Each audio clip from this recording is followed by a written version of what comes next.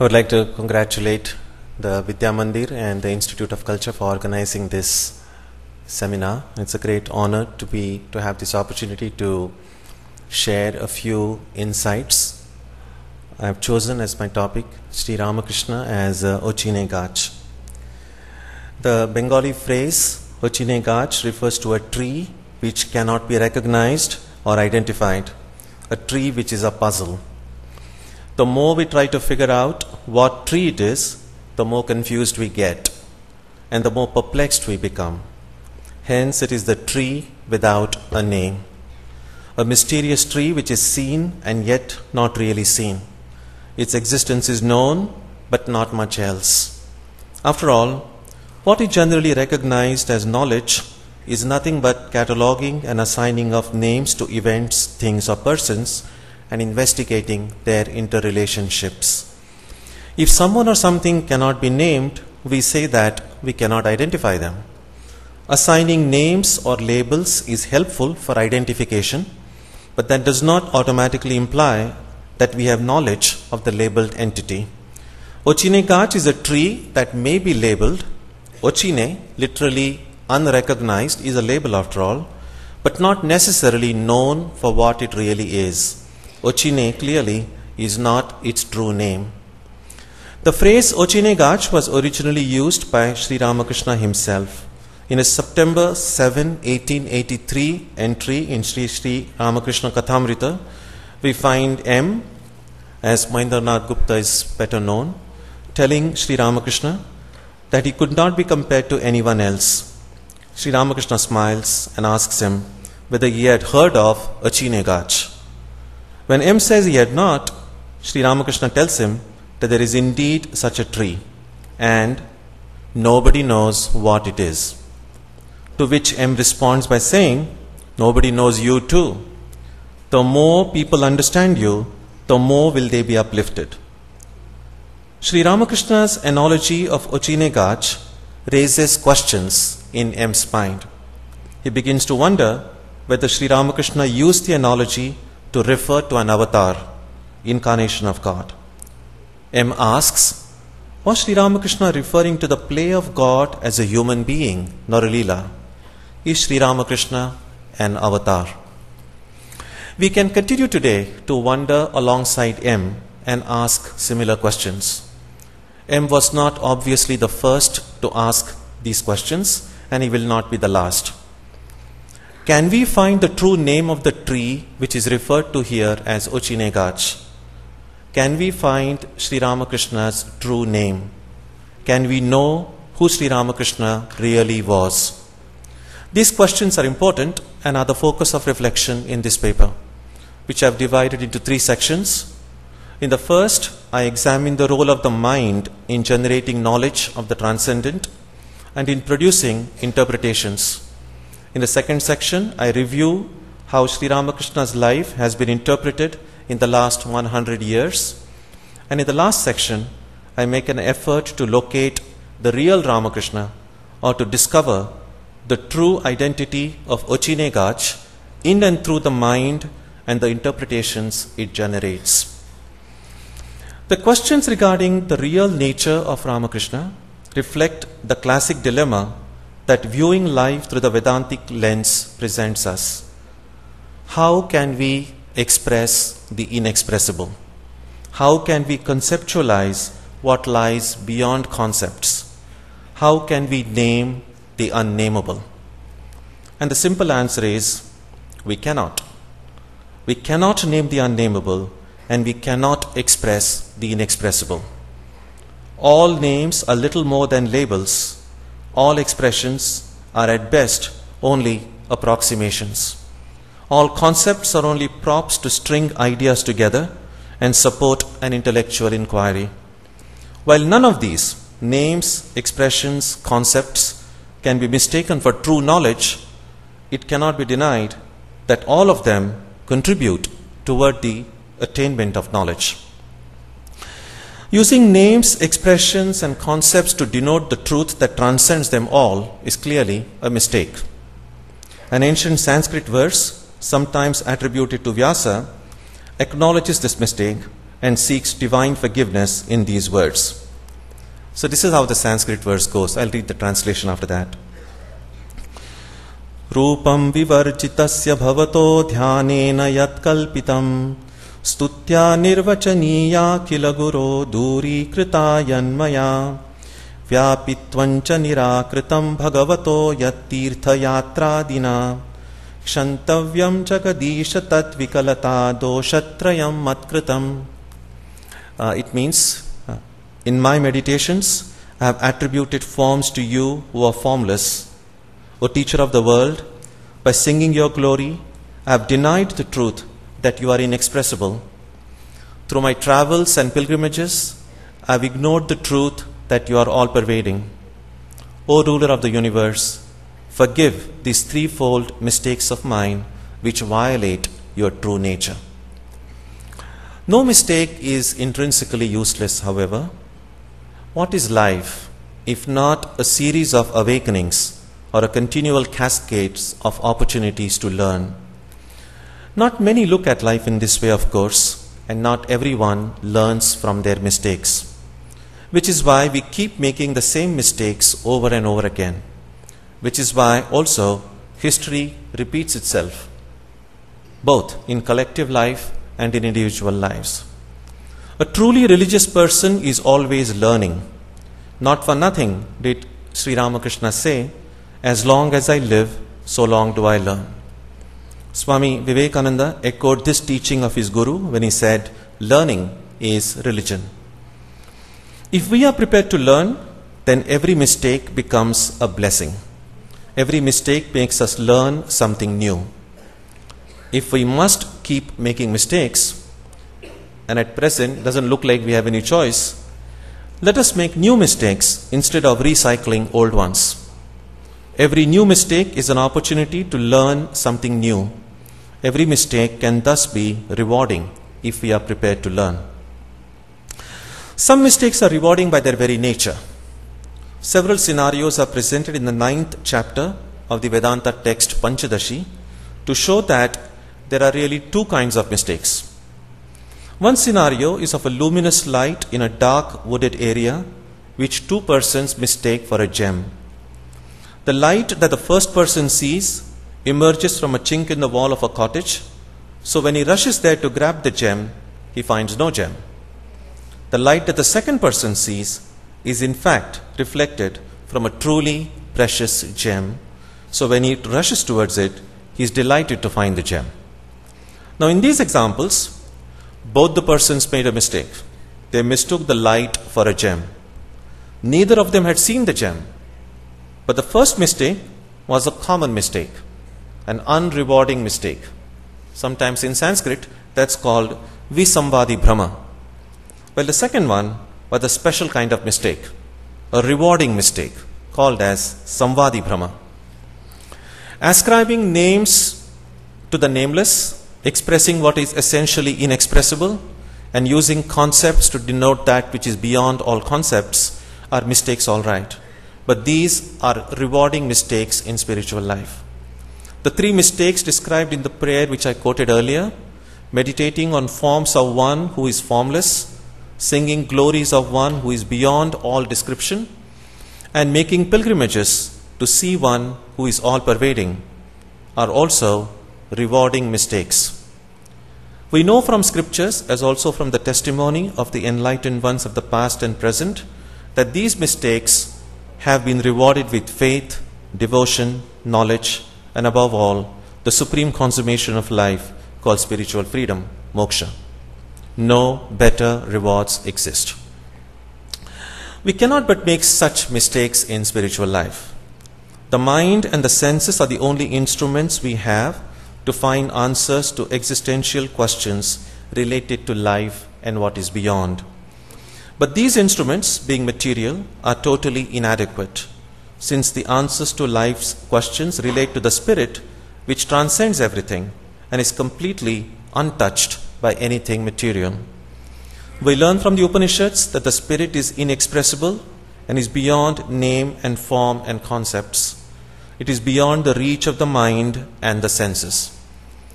The mind then would seem to be the wrong instrument to help us know the Spirit. Paradoxically, the Upanishads also inform us that the Spirit can be attained only with the help of the mind. How do we reconcile these mutually contradictory statements? We find the answer in Shankaracharya's commentary on the Kathopanishad, where he points out that although the Spirit is beyond the reach of the impure mind, the Spirit can be known by a pure mind. He says, Su samskritena manasa. The Spirit can be known through a pure mind. That is what Sri Ramakrishna meant when he said that pure mind, pure intellect, and pure Atman are one and the same. The Spirit or the Atman never really remains hidden. It is in and through the Spirit that we are aware of everything else. Most of us are usually so focused on everything else that it is easy to overlook the constant presence of the Spirit. This is somewhat similar to the presence of light, which is generally taken for granted and hence ignored, but without which life would be almost impossible. When an effort is made to know the Spirit, the view is hazy, colored, even deceptive, because the mind is impure. The mind acts as a glass-paned window through which the Spirit can be seen but not touched. The transparency of the glass depends on the purity of the mind. What makes the mind impure is the presence of desires for the material world. It makes the mind curved and less transparent. The result is that whatever the mind sees is not only not clear, but also distorted. The mind acts as a colored lens, and that changes the view of what gets in and what goes out through that mind. Since every mind is different, meaning each mind has its own individual color and curve, the perception and interpretation vary with every mind. What the eye sees may be the same, but how the different minds interpret what is seen is open to endless possibilities. That is the cause of the diversity and the differences we encounter all around us. That is how the world is viewed through different paradigms in different wisdom traditions. In Vedanta itself, it is possible to view the world in at least 5 distinct ways. The world as a cosmic sacrifice, yajna, as a cosmic play, lila, as a cosmic union, yoga, as a cosmic person, virat, and as a cosmic mystery, maya. There is also immense diversity in how one's own self is understood, and of course how the being that lies beyond the world and the self, sometimes used common term or overused word is God, is understood. Since everything is filtered through the same mind, the views in each instance are interrelated. If God is viewed as the father or mother, then we become God's children and the world becomes a cosmic home. If God is the master, we become God's servants and the world becomes God's kingdom or empire. If God is the supreme self, Paramatma, beyond name and form, then we become individualized selves, Jivatma, with apparent names and forms, and the world becomes a projection, Srishti, and so on. So all the 3 are interrelated. The God which the mind conceives would remain too abstract and considerably out of reach unless we are able to represent God in something concrete, even if it is a symbol or as someone we can relate to.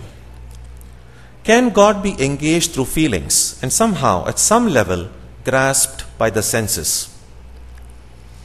The ethereal beauty of the colors splashed across the horizon at sunset and the innocent, pure smile of a baby, for instance, have filled people's hearts with awareness of something that lies beyond the boringness of this world. Getting to know people who are godlike also makes God more than merely an uplifting idea. Such enlightened beings who are said to be filled with God consciousness make God both real and accessible. The human tendency to grade, to distinguish, and to categorize everything assigns different labels to these godlike beings.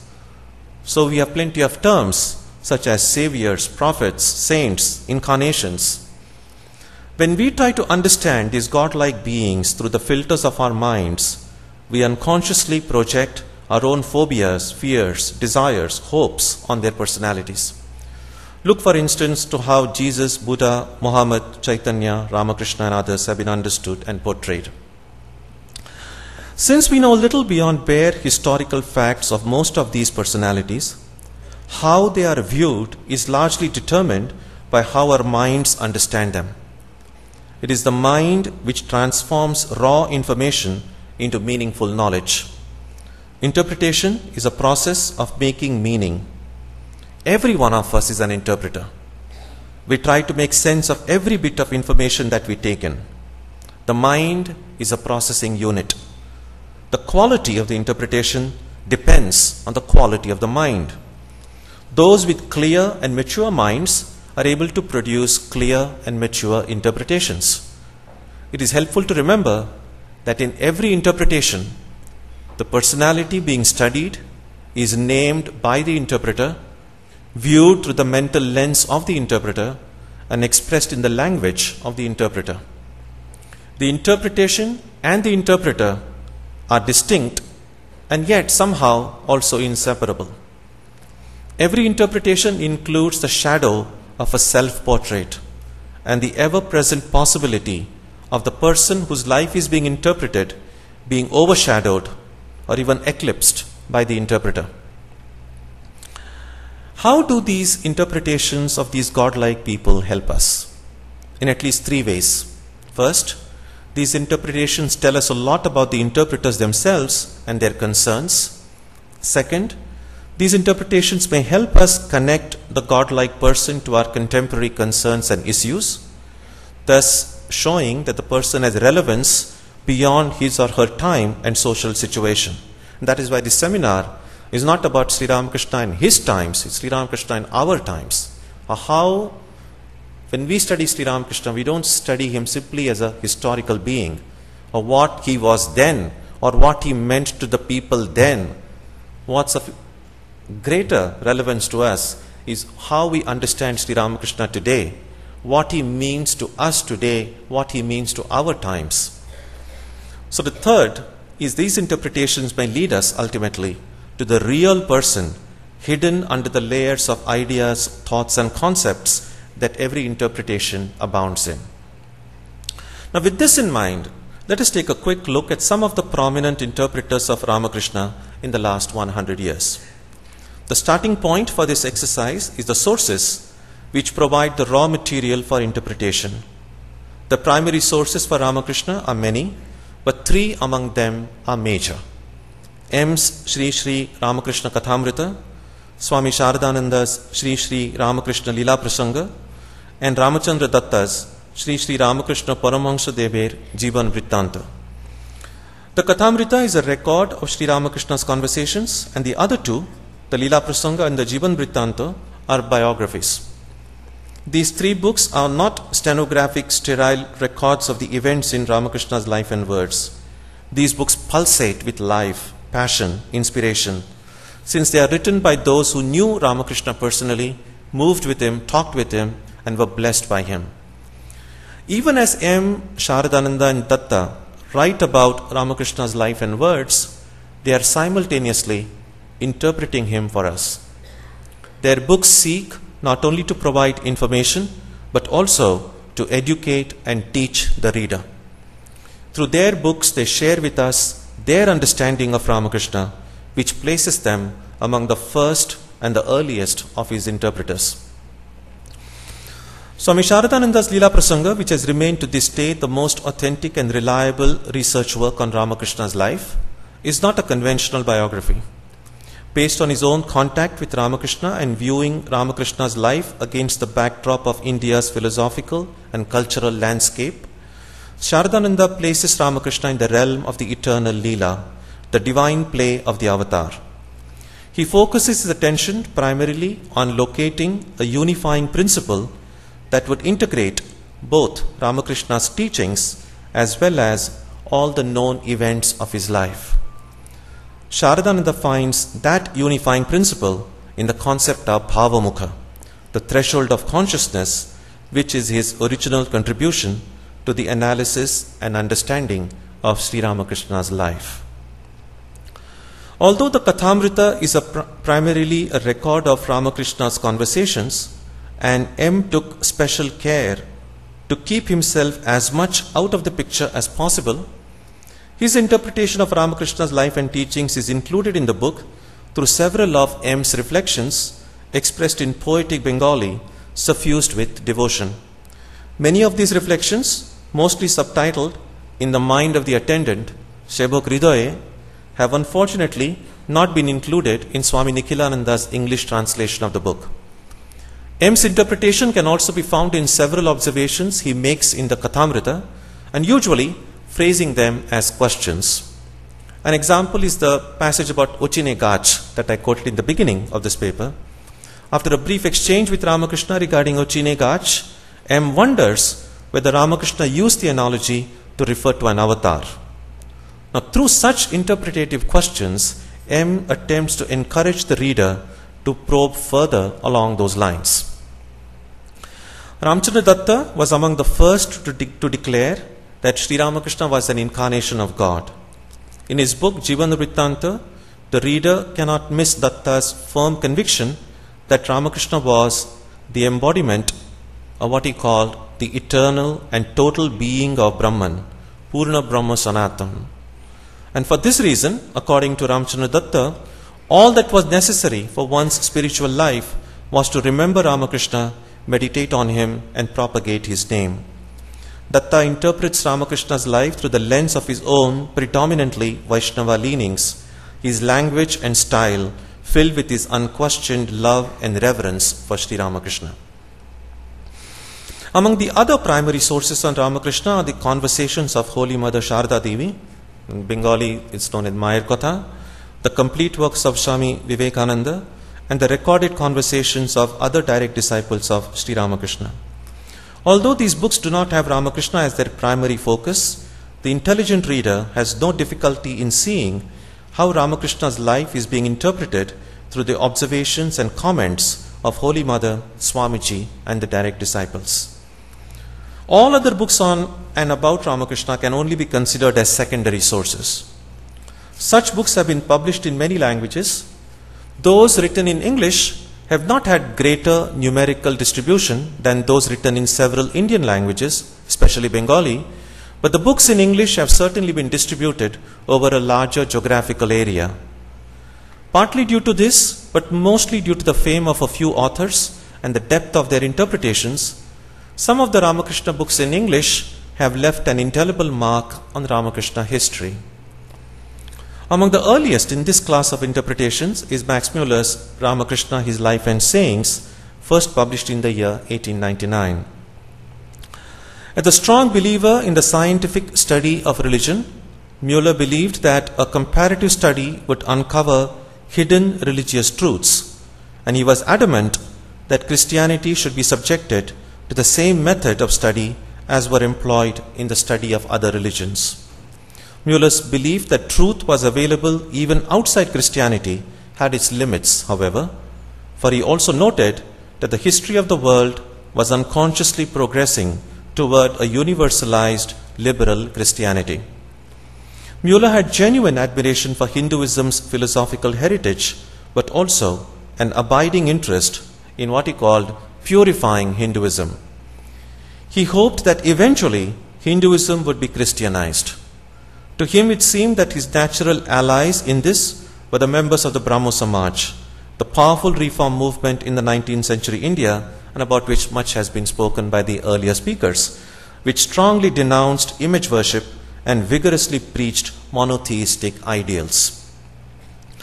Muller was impressed when he met Swamiji in Oxford and probably viewed Swamiji as a potential partner in his goal of purifying Hinduism. He offered to write a book on Sri Ramakrishna if he were given sufficient material to work with. Swamiji asked his brother disciples to supply the needed material, instructing them to include only the universal aspect of Sri Ramakrishna's teachings. Swamiji knew that Muller's appreciation, though genuine, had its limits. Muller was sure to see anything outside of his pre-existing worldview to be polluting to true religion. Swami Sharadananda put together whatever biographical material he could gather, and Swami Ramakrishnananda collected some of the important sayings of Sri Ramakrishna, keeping in mind Swamiji's instructions. Even then, Mueller was not entirely satisfied with the material he was sent and complained that there were too many traditional elements in it. He divided his book into a lengthy biographical introduction and a collection of Ramakrishna's sayings and declared, and I'm quoting Mueller's words, "Vedanta philosophy is the very marrow running through all the bones of Ramakrishna's doctrine." Mueller filled the biographical section with his own editorial comments, seemingly providing the adult scholarly corrective to what he called the childish love of the miraculous. Based on the information he had received from Pratap Chandra Mazumdar, Mueller also referred in his book to Ramakrishna's occasional use of vulgar language, his ignorance of Sanskrit, and what he called the almost barbarous treatment of his wife. On the whole, in spite of its occasional patronizing and chauvinistic tone, Mueller's book is largely sympathetic and shows genuine interest in building a bridge across cultural and religious divides. As the best-known Indologist of his time, Mueller's book brought immediate international recognition to Sri Ramakrishna and ensured serious interest from later Western scholars, among whom was the French writer Romain Rolland, the winner of the Nobel Prize for Literature in 1915. Unlike Mueller, Rolland had a wealth of translated material to use when he began his research. His source material included the early translations of the Kathamrita and the Leela Prasanga, Mueller's Ramakrishna, his life and sayings, and Dhanagopal Mukherjee's exotic biography of Ramakrishna titled The Face of Silence. In addition, Rolland corresponded with Swami Shivananda, Mahapurush Maharaj, M. and Swami Ashokananda.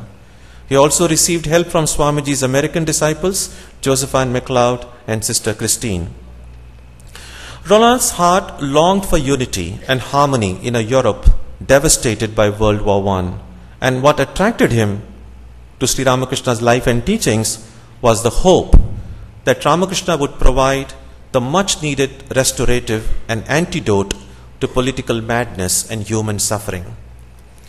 Although Romain Rolland's book on Ramakrishna was written in French and first published in 1929, it was its English translation that received wider circulation and acclaim. As a die-hard humanist and idealist, Rolland assumed that Ramakrishna and other religious teachers shared with him what, according to him, was the one universal goal: human unity through God. Compared to Mueller's dry analytical style, Rolland's book is filled with passion and energy. He focuses more on Ramakrishna's life and his teachings and its larger meaning for humanity. Not overtly enthused by Sri Ramakrishna's mystical experience of the divine as pervading everyone and everything, Rolland is concerned over what he felt was Sri Ramakrishna's lack of engagement in human suffering. It must have taken a while before Rolland realized that his own ideology was at odds with Ramakrishna's worldview, which perceived the world as only temporarily remediable but intrinsically unfixable. We find that not long after Rolland's book was published, he gave up his interest in religion and became increasingly involved in socialism and combating fascism through armed resistance. Another great book on Ramakrishna, published almost 35 years later, was Christopher Isherwood's Ramakrishna and His Disciples. Written at the request of his teacher, Swami Prabhavananda, Isherwood dedicates the book to him, describing him as my guru, dear friend, and literary collaborator for the past 25 years.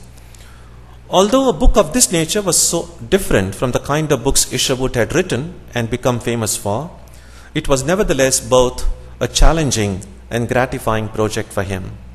This is what Isherwood wrote in a 1946 essay: Ramakrishna is the most interesting person to write about, the most interesting and the most difficult.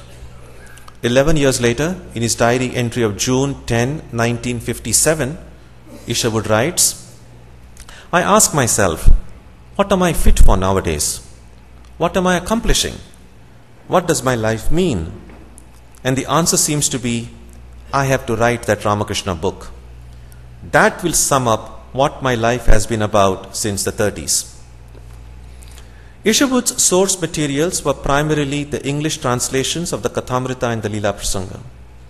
Recognizing that his book's primary audience was likely to be Ramakrishna devotees and a much larger proportion of skeptical Western readers, Isherwood interprets Ramakrishna's life through the eyes of a skeptic, but also making it clear that he believed Ramakrishna to be an avatar. In order to remove misconceptions regarding mysticism, Isherwood emphasizes the ordinary in Sri Ramakrishna's life to show that Ramakrishna's mystical experiences were an extension of what was inherent in ordinary human life, available to everyone if only they could open their hearts to it. Isherwood's book became hugely popular among Ramakrishna devotees, and it attracted a sizable number of young men and women in the West, many of whom became lifelong devotees, and a few among them eventually became monastics of the Ramakrishna order. The interpretations of Ramakrishna that emerged in the Western academic world in the 1970s present a different dynamic and a somewhat jarring change of tone from the generally admiring books of Muller, Rolla, and Isherwood. While the earlier interpreters did not question the legitimacy of the sources they worked with, the Western academics in the 1970s were not prepared to assume the accuracy and trustworthiness of the source materials. The hermeneutic of empathy had been replaced by the hermeneutic of suspicion.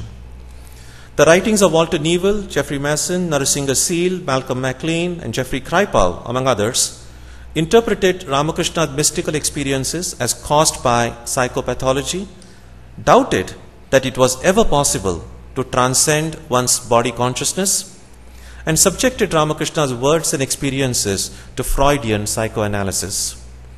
Not surprisingly, their interpretations and conclusions were markedly different from the earlier ones. By and large, their interpretations circulated within and remained confined to the Western academic world, just as the earlier interpretations were preserved and studied primarily in the worldwide devotee circles. Only when the two worlds, academic and non-academic, collided, as it happened after the publication of the review of Kripal's Kali's Child in the Calcutta edition of the Statesman in 1997, did it lead to controversy and protests, and much mud throwing from both the sides. Not all academics, however, operated with the hermeneutic of suspicion.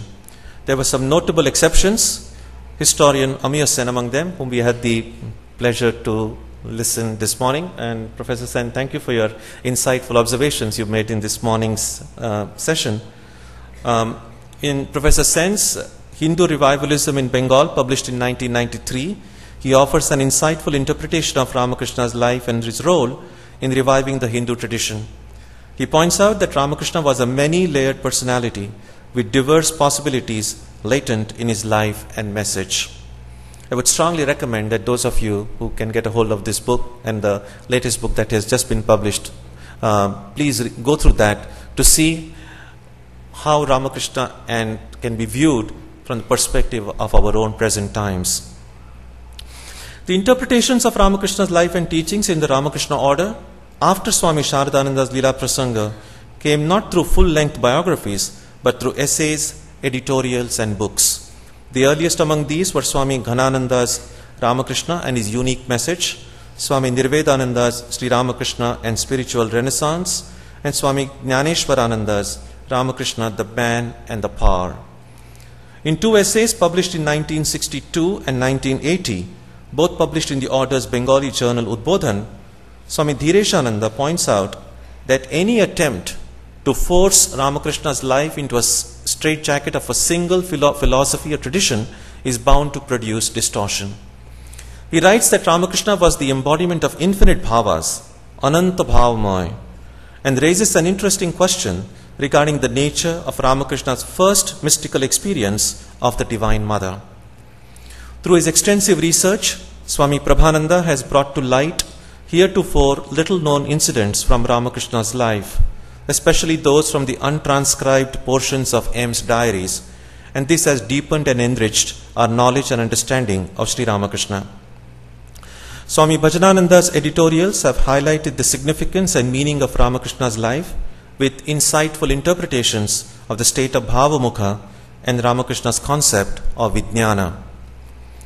This is only a brief glimpse, a very, very brief glimpse of the interpretations of Ramakrishna's life and teachings in English that have enriched the Ramakrishna literature.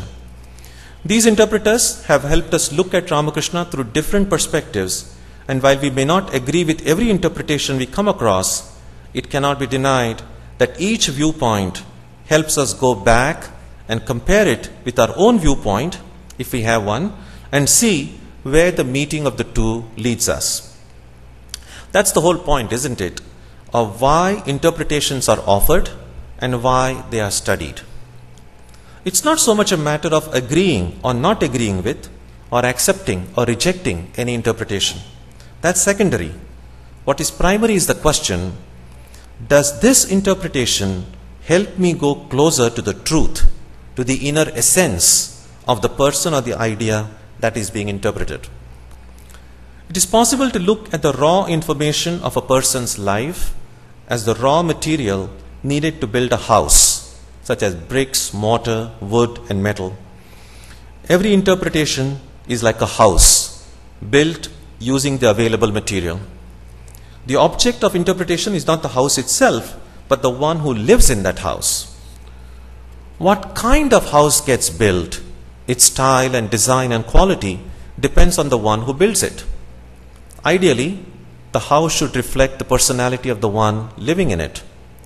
Now, how do we build a house for someone whom we have never met? All that we have is some raw information about the events in the person's life and about what the person said on various occasions.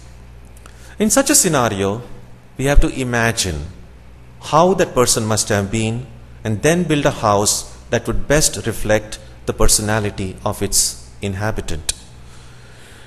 That is what every interpretation tries to do. When an architect is perfectly tuned to the vision and the need of the client for whom the house is being designed and built, the style and nature of the house perfectly reflects the personality of the owner.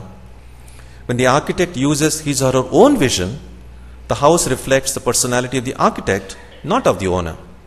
But that is essentially the difference between a good interpretation and a bad interpretation. In Sri Ramakrishna's case, we can see easily the different interpretative houses that were built for him by M. Sharadananda, Ramchandra Datta, Muller, Rolla, Isherwood, and others. It is possible that we might find some of these houses as more likely residences of Ramakrishna than some others. It is also possible that the house you or I would build for him may be in some ways different from any of the houses that others have built for him. It is most essential never to forget that an interpretation of Ramakrishna is not Ramakrishna himself, but only a house that is built for him. While the interpretation may give us some idea of one who is living in the house, merely looking at the house and admiring it is never going to be enough. At some point, we will want to open the door, go in, and meet Ramakrishna directly. The house that makes us do this quickly and easily would be in some way the ideal house for us. That is how I see our relationship with Ramakrishna literature, specifically with the different interpretations of Ramakrishna's life and teachings that are now available, and also with the interpretations that may come in the future. So long as we are studying the interpretations or looking at the house from the outside, the resident of the house will remain unknown. If asked who lives in that house, our best answer would be, I don't know. I have seen the house, but not the person who lives in it. I wouldn't be able to recognize him, and I don't know the real name of this person either. Now, this is very similar to standing before a tree and not knowing what tree it is. For us, it will remain a tree that is not recognized, a tree whose name I don't know. The best we can do is call this tree Ochinegach. The purpose of studying the different interpretations of Ramakrishna is to see how different minds have responded to his life and teachings, and see how our own minds respond to his life and teachings. and how our minds respond to the interpretations of other minds. All of this can help us refine our own understanding, reassess our own conclusions, and help us build a house for Ramakrishna that we feel would best represent him.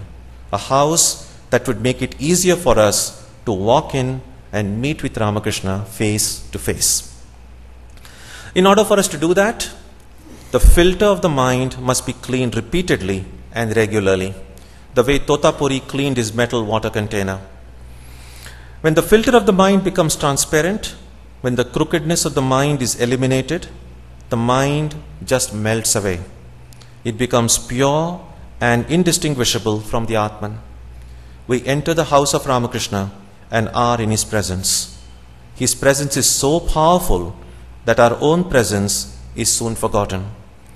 The I disappears, and along with it, space and time. When space disappears, all that remains is here. When time disappears, all that remains is now. The Ochine Gach is no longer Ochine. We recognize it fully now because it has become our own true being. We still cannot name it, but there is no need to do it. In order to name it, we'll have to separate ourselves from it. And the separation would make it unrecognizable again. It will make it unnameable again. What's the point? M's question in the Kathamrita was whether Sri Ramakrishna was hinting at his being avatar by referring to Ochine Gach. M certainly thought so, and in some ways that makes sense. For an avatar is a mysterious being, neither fully human nor fully divine, or fully human and fully divine at the same time. How can such a being be named? Who will be able to recognize a strange being like that? Narendranath, before he became Vivekananda, perhaps expressed it best when Ramakrishna's physician, Dr. Sarkar, expressed his reservation about identifying Ramakrishna as avatar. This is what Narendra said. We think of him, meaning Ramakrishna, as a person who is like God. Do you know what it is like? There is a point between the vegetable creation and the animal creation where it is very difficult to determine whether a particular thing is a vegetable or an animal. Likewise, there is a stage between the human world and the God world where it is extremely hard to say whether a person is a man or God. I don't say Ramakrishna is God. What I am saying is that he is a God-like man. This is what Narendranath said. Now, years later, after he became Vivekananda, speaking with his disciple Sharachandra Chakravarti, Swamiji refused to categorize Sri Ramakrishna as avatar. Not because he did not view him as such, but to teach his disciple that labeling Ramakrishna as an avatar would still be a distortion. It still won't be the real name of Ramakrishna. It still would not describe Ramakrishna accurately. The concept of an avatar is still a concept. It is not Ramakrishna's real nature. An avatar is also an interpretation, a brilliantly decorative piece perhaps at the entrance to Ramakrishna's true home. Swamiji said that he believed Ramakrishna to be, and these are his words, even greater than those who are labeled as avatars. And this is what he told his disciple Sharachandra. To re-establish dharma, there come Mahapurushas, suited to the needs of the times and society. Call them what you will, either Mahapurushas or avatars. It matters very little. They reveal in their lives the ideal. Then by degrees, shapes are molded in their matrices. Men are made. Gradually, sects arise and spread. As time goes on, these sects degenerate and similar reformers come again. This has been the law flowing in uninterrupted succession like a current down the ages. When Sharachandra asked Swamiji why he did not preach Ramakrishna as an avatar, Swamiji responded in this way. These are Swamiji's words, I am quoting him. Truly I tell you, I have understood him very little. He appears to me to have been so great that whenever I have to speak anything of him, I am afraid lest I ignore or explain away the truth, lest my little power does not suffice, lest in trying to extol him, I present his picture by painting him according to my lights and belittle him thereby. We can understand Swamiji's hesitation in applying the label avatar to Sri Ramakrishna, but that description still falls very short of who Sri Ramakrishna really was. It is possible that Ramakrishna asked M about Ochine Gach not to suggest that he is an avatar, but to remind M that who Ramakrishna was and is would forever remain unknown. Ramakrishna would always remain the Ochine Gach. Any attempt to label him can prove elusive. To know him, we have to be him. To the extent our minds get purified and melt into the being of Ramakrishna, what he truly is would be known in the depths of our hearts. No interpretation is needed there, but every interpretation can help us get there. As Swamiji wrote in his inspired poem, The Hymn to Samadhi, void merged into void, beyond speech and mind, whose heart understands, he verily does. Thank you.